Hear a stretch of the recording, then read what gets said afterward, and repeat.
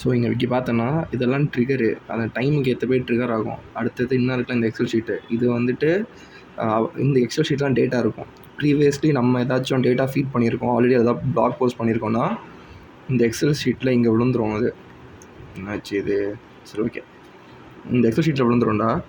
Next வந்து இந்த தான் வந்துட்டு வெப் ஸ்க்ராப் பண்ணி டேட்டா எடுத்துகிட்டு வரும்.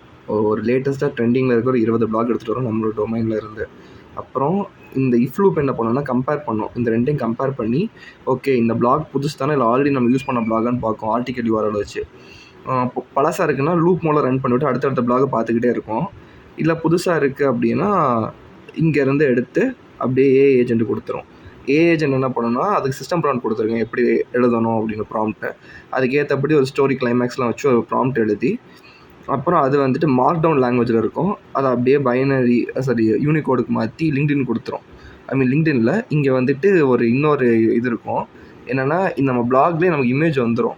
அந்த இமேஜை வந்துட்டு நம்ம ஜஸ்ட் ப்ராப்பராக ஜென்ரேட் பண்ணி பைனரி ஃபார்மெட்டில் ஜென்ரேட் பண்ணணும். ஏன்னா அது யூஆர்எல் லிங்க்கில் இருக்கும், அது பைனரி தான் லிங்க்டின் எடுக்கும். ஸோ பைனரி ஃபார்மெட்டில் எடுத்து அப்படிங்க கொடுத்துரும். ப்ரீவியஸாக ஒரு நோட் மிஸ் பண்ணிட்டேன். இது என்ன அப்படின்னா இப்போ இந்த பிளாக் புதுசாக இருக்குது அப்படின்னா நம்மளோட இதே எக்ஸல் ஷீட்டில் அப்பெண்ட் பண்ணிடும் இந்த block. So that next time run பண்ணும்போது இந்த பிளாக் இதை எடுக்காது, ப்ரீவியஸாக இருக்குன்னு சொல்லும்.